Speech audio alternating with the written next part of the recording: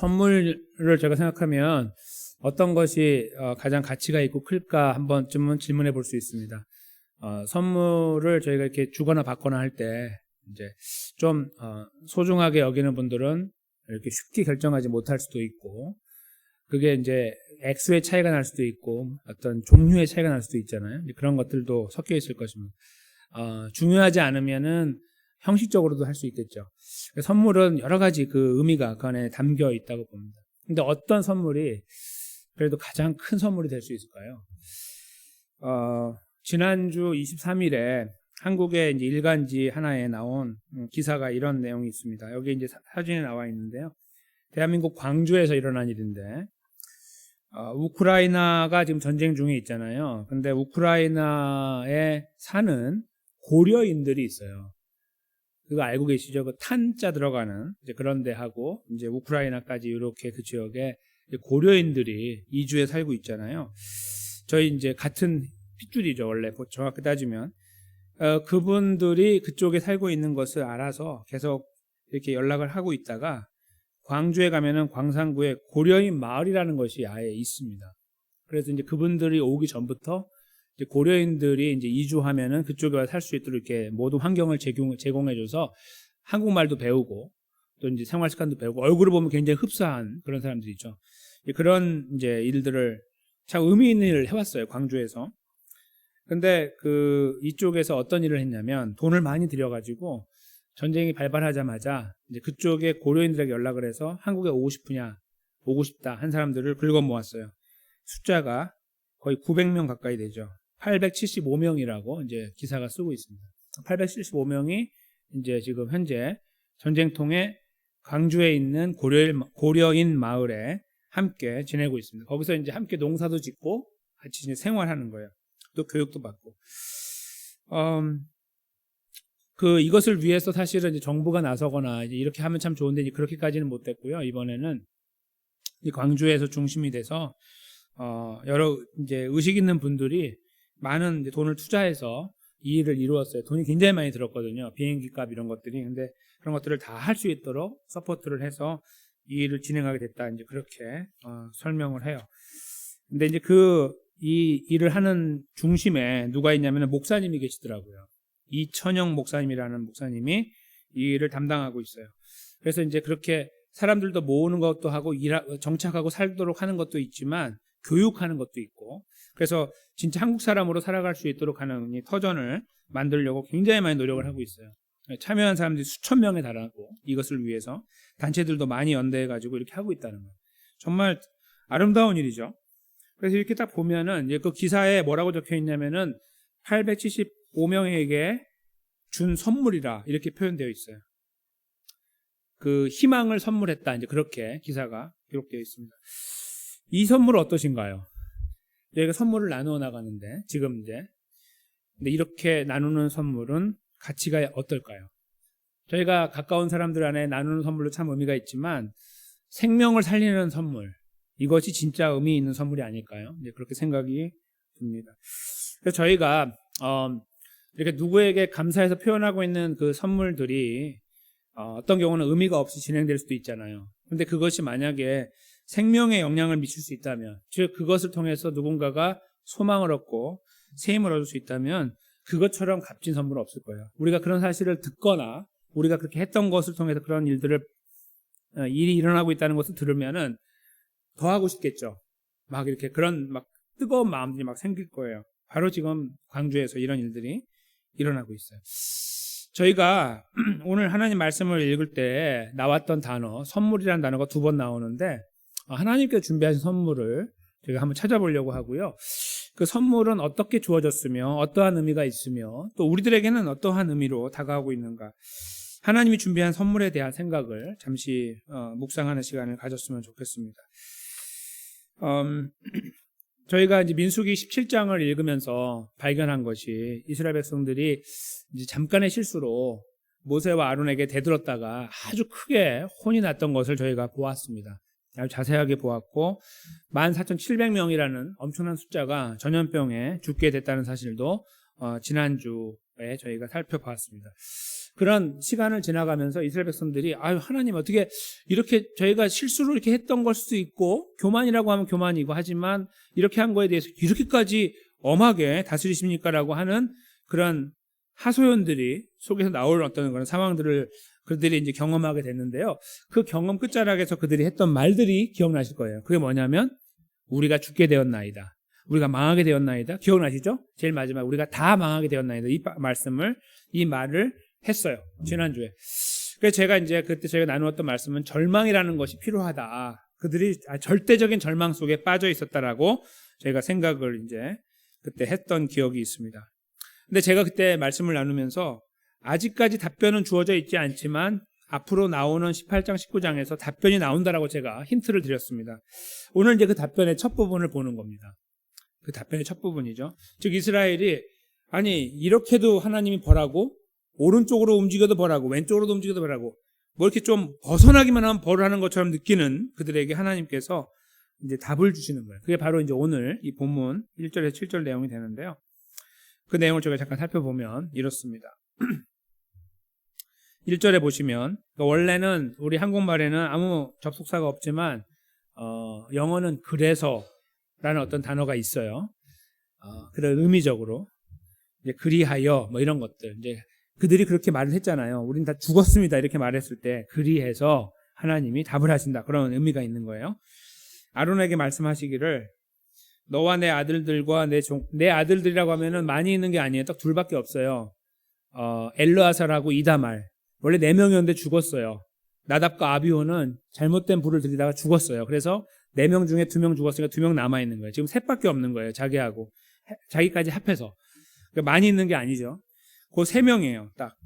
너와 내 아들 둘, 정확하면 둘은 과 내 종족, 그러니까 레위 지파는 성소에 대한 죄를 함께 담당할 것이요. 너와 내 아들들은 너희가 그 제사장 직분에 대한 죄를 함께 담당할 것이라. 이 말이 제게 그 번역도 약간 매끄럽지 않을 뿐만 아니라 표현 자체가 이해하기 어려워요. 죄를 담당한다면 무슨 말인가? 이것을 저희가 그 흐름과 그 다음에 원어적인 의미를 찾아보면 위험 부담이라는 말이 더 적합한 단어예요. 위험 부담. 그러니까 뭐냐면 지금 성소에 가는 문제로 지금 이스라엘이 어려움을 당했어요. 왜냐하면 레위 지파들이 들고 일어나가지고 레위 지파 안에서 반란이 생긴 거잖아요.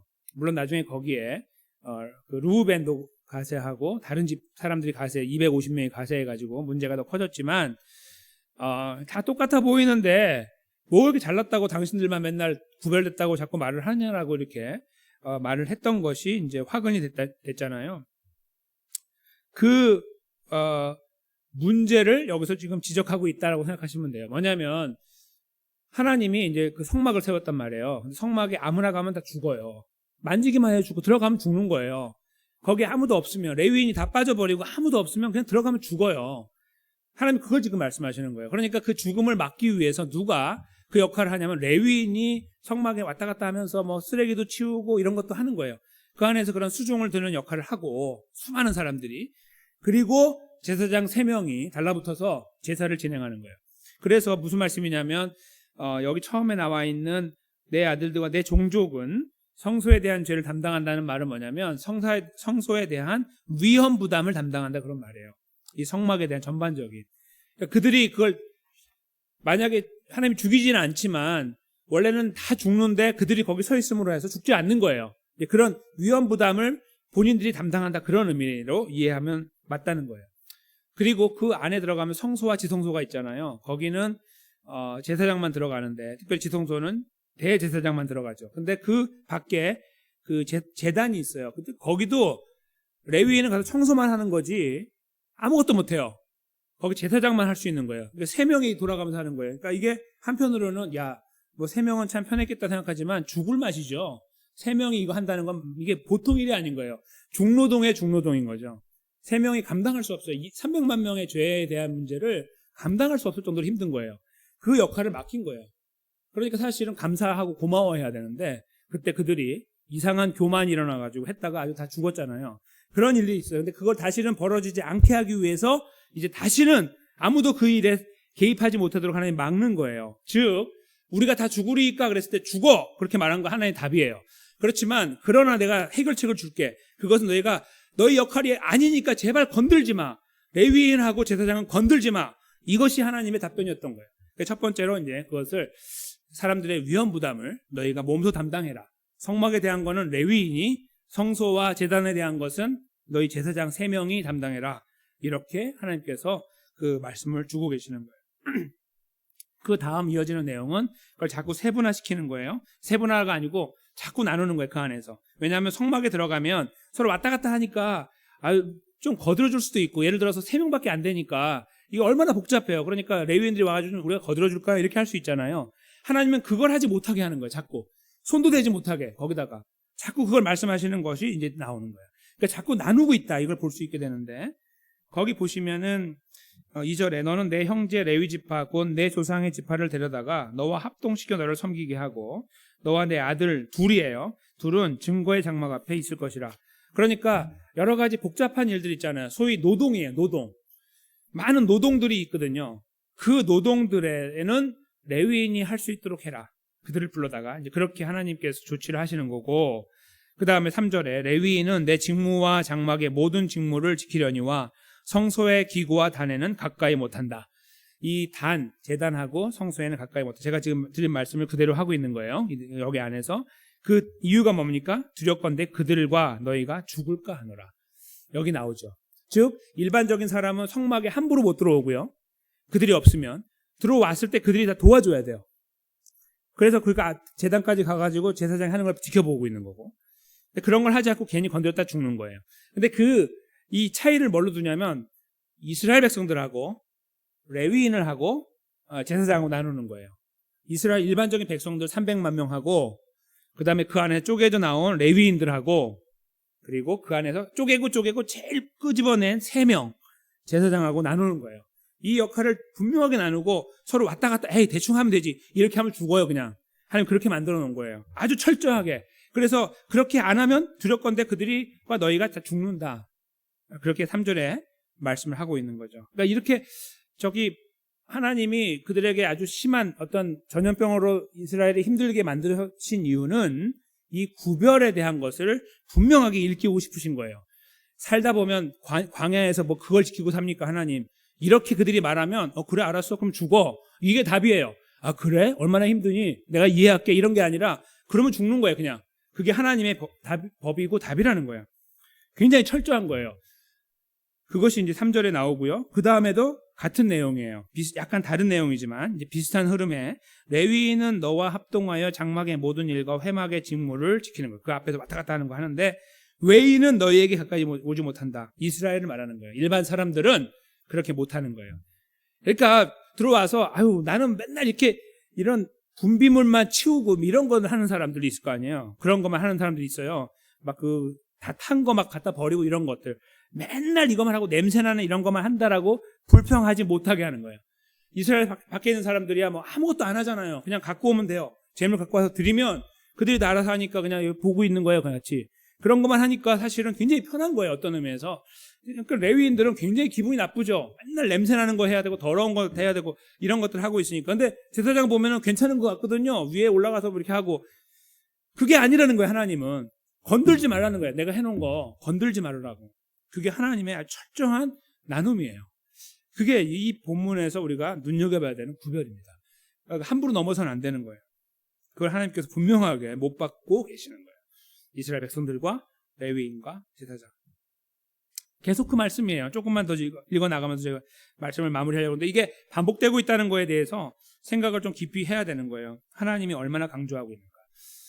이 해결책을 주셨는데 안 하면 죽어요. 그냥 이렇게 심플하게. 안 하면 죽는다. 이게 심플한 답이에요. 하나님은 항상 그렇게 심플해요. 복잡하지 않고. 여기 이제 5절에도 보면 이와 같이 너희는 성소의 직무와 단의 직무를 지키라.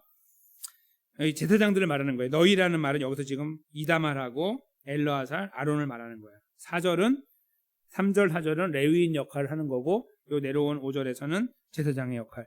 그리하면 여호와의 진노가, 지금 이 진노가 다시는 이스라엘 자손에게 미치지 않는다. 이렇게 하나님께서 설명하고 계시는 거예요. 이스라엘 백성들이 이 이야기를 들을 때 어떻게 생각했을까요? 우리가 생각하는 거하고 다르구나. 하나님은 정해놓은 룰을 우리가 함부로 왔다 갔다 이렇게 넘나들면 안 되는구나. 이걸 배우는 거예요. 저희가 이렇게 뭔가 좋은 일을 배울 때에도 쉽게 배우는 것이 있지만 대가를 치르며 배우는 게 있잖아요. 뭐 교통법규를 어겼을 때 딱지를 떼면은 다시는 안 하고 싶잖아요. 기분 나빠갖고. 그런 거예요. 일종의 그런 건데 이거는 죽음과 연결되는 거니까 더 심각한 거죠.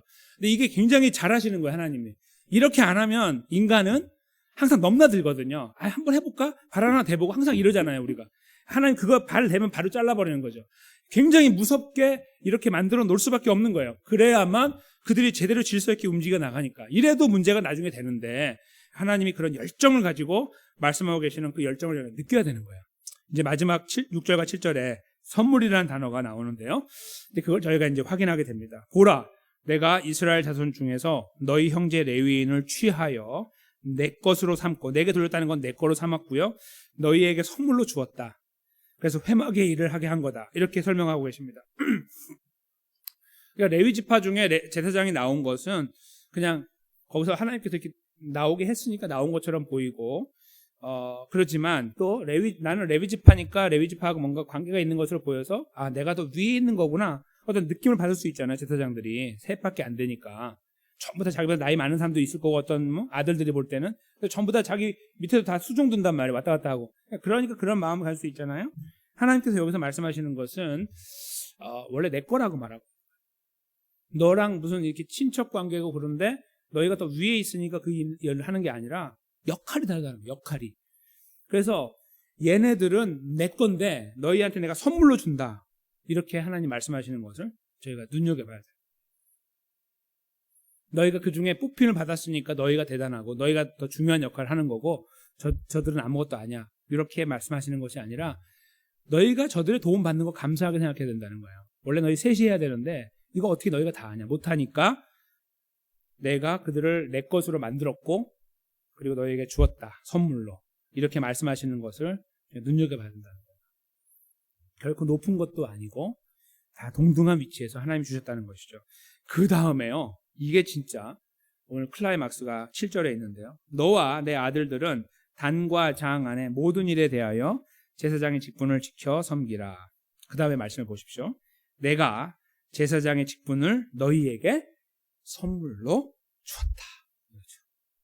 즉 제사장이 된 것은 아론이 뛰어나고 공로가 크기 때문에 뭐 출애굽할 때 모세 옆에 서가지고 뭐 도와주고 그런 게 아니라는 거예요. 하나님께서 선물로 주었다는 거죠. 그러니까 잘나서 받은 게 아니다. 그러니까 교만하지 말고 그건 너희 할 역할만 하라 이거예요. 그게 하나님의 여기 의도입니다. 선물이라는 게 두 번 나오죠. 한 번은 레위인은 너희 밑에 종들이 아니다. 내가 너희들을 돕도록 선물로 주었다. 하찮게 여기지 말고 짓밟지 말고 무시하지 말아라. 이거고요. 또 하나, 그러면 너희가 제사장 된 건 뭐냐? 너희도 아무것도 아니다 원래. 내가 너희에게 제사장 직분을 선물로 준 거다. 기억해라. 이렇게 하나님께서 말씀하심으로 하여 이 모든 질서들이요, 높고 낮음이 아니라 그냥 구별에 의해서 가고 있다는 것을 분명하게 말씀하고 있는 거예요. 이 구별이 없다면 이스라엘에겐 죽음밖에 없습니다. 하나님께서 그래서 이 구별을 통해서 결국은 이스라엘 백성들이 생명을 유지해 나갈 수 있는 길을 열어주신 거예요. 그렇죠? 죄를 지으면 그들의 이 죄 문제를 해결하기 위해 성막으로 와야 되잖아요. 성막에 오면 제사장이 그 역할을 담당해 주므로 하나님이 이 선물을 제사장이라는 선물을 그들에게 주지 않았다면 이스라엘에게는 제사가 없으므로 다 죽는 거죠. 죄를 지면 다 죽어야 되는 거예요. 그것이 하나님의 법이니까. 그러나 하나님은 이스라엘 살리기 위해서 율법을 주신 이후에 성막을 허락해 주셔서 그들이 하나님과 관계를 계속 이어나갈 수 있는 끈을 만들어 주신 거예요. 근데 그 역할을 선물로 주셨다는 거예요. 그러니까 이 선물은 정확하게 보면 제사장들에게 준 것처럼 보이지만요, 제사장들에 주었기 때문에 그들 때문에 레위인이 살고 그들 때문에 이스라엘이 사는 거예요. 그래서 이 선물은 결국 이스라엘 전체를 위한 것이라는 것을 저희가 분명하게 알게 됩니다.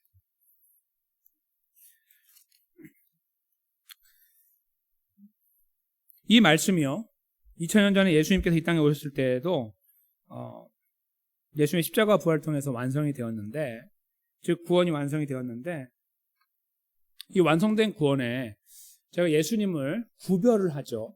뭐라고 구별하냐면 구원자라고 구별합니다. 그렇죠? 그러니까 우리가 뭔가 이렇게 노력을 해서 하나님의 어떤 편에서 볼 때에 괜찮아 보이는 어떤 역할이 되니까 그거에 평가하고 그래 너는 됐다 하고 구원의 자리로 인도하시는 것이 아니라 하나님의 절대적인 기준과 그 은혜 안에서 우리를 택하시고 구원의 자리로 인도해 나가시는 거예요. 그 자리에 역할을 하는 유일한 분이 예수 그리스도예요. 십자가 부활. 물론 삼위일체 하나님께서 함께 움직여 나가셔서 성령 하나님의 역사가 있음으로 하여 우리가 예수님을 알게 되고 믿는 것이 맞지만 그 역할을 보면은 우리는 거기에 아무것도 조금 더 역할을 하지 않아요. 그래서 행위에서 난 것이 아니라는 표현을 저희가 사용하죠. 바로 하나님께서 사도 바울을 통해서 말씀하신 내용인데요. 한번 이 말씀을 저희가 읽고 말씀을 마무리했으면 좋겠습니다. 에베소서 2장 8절과 9절인데요. 한 목소리를 읽어보겠습니다. 시작. 너희가 그 은혜를 인하여 믿음으로 말미암아 구원을 얻었나니 이것이 너희에게서 난 것이 아니요 하나님의 선물이라. 행위에서 난 것이 아니니 이는 누구든지 자랑치 못하게 함이니라. 아멘. 만약에 조금의 행위가 가세를 한다면 교회는 난리가 납니다. 그렇죠? 이게 없어도 난리가 나는데 이거 있으면 난리가 나요. 다 뒤집어지는 거예요. 그냥 교회 자체가 존재를 못하고 아마 벌써 끝났을 거예요. 물론 하나님의 역사가 있어서 생명의 연장을 계속 이어나가서 여기까지 올 수 있는 능력은 하나님께 있지만 난리가 나는 거예요. 완전히 박살이 나는 거죠. 왜냐하면 항상 비교하고 내가 더 잘했다 이거 이야기를 하게 돼 있어요. 인간은. 그러니까 하나님께서 이 모든 것들을 차단하고 구별을 한 거예요. 이스라엘 백성들을 절대 구별을 하는 거죠. 전체와 레위인과 제사장을 구별한 것처럼 이 구원자가 되시는 예수 그리스도를 분명하게 구별하기 원하시는 거예요. 우리는 아닙니다. 예수님밖에 없습니다. 이렇게 고백하도록 만드는 그걸 저희는 믿음이라고 말하고 그걸 하나님의 선물이라고 그렇게 해서 구원받은 것을 하나님의 선물이라고 표현해 주신 것이죠. 우리가 쟁취한 것이 아니라 받은 거예요. 은혜로 받은 것이죠. 그렇게 하나님께서 이 구원을 저에게 설명하고 계십니다. 언제 이것이 우리들의 삶에 은혜가 되고 그 능력이 됩니까? 예수 그리스도를 인정할 때입니다. 우리가 이렇게 할 만큼 하고 또 노력하고 있고 어떤 이런 것들을 계산하고 있으면 안 되고 무너져 내려요. 우리가 하나님과의 관계에서 뭔가 이렇게 노력하고 있다는 것을 자꾸 입증하려고 하고 우리 스스로가 나에게 그냥 뭔가 그렇게 하다 보면은 자꾸 무너지게 된다는 거예요. 비교하게 되고. 그런데 그런 모습조차도 하나님의 은혜라는 것을 저희가 믿음으로 고백하잖아요. 그러면 그냥 그 앞에 겸손하게 서게 되죠. 그런 틈이 생기지가 않아요. 누군가와 나를 비교하는 그런 틈이 생기지 않고 오직 그 하나님 앞에 서 있는 연약한 나 자신이 구원받았다는 사실에 감사하는 것밖에 남지 않아요. 하나님의 선물이었던 것에 선물이라는 사실에 그저 동의하고 감사할 뿐이죠. 이스라엘 백성들이 자기들의 역할을 지켜나갈 때 거기에 하나님의 구원의 은혜가 상주했던 것처럼 하나님 백성들인 저희가 예수 그리스도로 말미암아 구원 얻은 저희가 항상 구원자 되신 예수 그리스도를 분명하게 고백하고 분명하게 인정하고 구별해낼 수 있을 때 우리는 하나님의 그 구원의 은혜를 날마다 경험하며 살게 됩니다. 그것은 아주 철저한 구별이 필요합니다. 어떤 의미에서 우리가 잘하고 있는 부분들이 있다면 하나님 제가 잘하고 있으니 저를 좀 구별 살펴주십시오라는 기도보다는 잘하는 모습이 보인다고 하면 하나님의 은혜 앞에 감사의 기도를 드리게 될 것이고 좀 못하는 것 같이 보이면 하나님의 은혜를 구하는 불쌍히 여기심을 구하는 자의 자리에 서게 될 거야 하는 말씀입니다. 언제요? 예수님을 우리의 온전한 구원자로 믿음으로 고백해 나갈 때 우리가 찬양했던 것처럼 주의 보좌로 나아갈 때 어떻게 나아가야 할까? 우리에게 있는 것은 아무것도 없고 오직 예수 그리스도밖에 없다라고 하는 그 고백이라는 말입니다. 우리 자신이 얼마나 죄인이고 연약한 존재인지를 발견하면 오늘 이 고백이 살아 움직이게 됩니다. 이것은 죄를 찾아서 항상 그냥 죄 가운데 거하십시오라는 말씀이 아니라 우리가 마땅히 걸어가야 하는 백성의 걸음이 주어져 있음에도 불구하고 걸음을 잘 감당하지 못하는 연약함들이 문득문득 보여지고 발견되어져서 깜짝깜짝 놀랄 때마다 그냥 지나치지 마시고 그것이 우리 현실임을 고백하고 거기가 우리의 한계임을 고백하면서 그래서 우리가 예수 그리스도가 필요하다는 것을 고백하면서 그 걸음을 맡기는 것이죠. 그것이 저희가 하나님의 선물, 구원의 믿음으로 말미암은 구원을 잘 이해하는 백성의 모습이 될 것이고, 또 그것은 그냥 그렇게 이해하면 그냥 올바른 이해고 올바른 판단이라는 것에 끝나는 것이 아니라 하나님 아버지께서 저희를 위로하고 격려하시는 또 다른 은혜들을 저에게 부어주실 거라고 저는 믿습니다. 우리는 분명히 연약해서 못 가고 있는데 계속해서 우리를 불쌍히 여기시는 그 불쌍히 여기심이 자꾸 느껴지고, 우리를 품고 계시는 그 품으심의 강력한 손길이 느껴지고, 그래서 저희의 눈에는 눈물이 맺히고 감격의 눈물이 계속 마를 날이 없이 맺혀지는, 저는 그런 시간들이 이 선물을 인정해 나갈 때, 구원자 되시는 주님을 분명하게 인정해 나갈 때, 우리의 행위는 철저하게 부인해 나갈 때, 우리 삶 속에 아주 분명하게 나타날 거라고 믿습니다. 사랑하는 성도 여러분, 이번 한 주간 또 3일간의 걸음을 달려가셔야 되는데 그 걸음 속에서 저와 함께 그런 걸음을 걷지 않으시겠습니까? 우리를 철저히 부정하고 철저히 부인하면서 주님만 철저히 인정하고 철저히 고백하면서 우리를 맡겨드리고 우리 삶의 내용들을 다 의뢰하고 의탁하는 이런 걸음 말이죠. 그런 걸음 속에서 하나님의 놀라우신 위로와 격려, 만지심, 또 다시 걸어갈 힘을 공급하시는 것, 특별하신 은혜들을 또 새록새록 경험하여 나가시는 그런 귀하고 복된 걸음에 함께 저와 함께 그 자리에 서 계시기를 주님의 이름으로 간절히 축원합니다.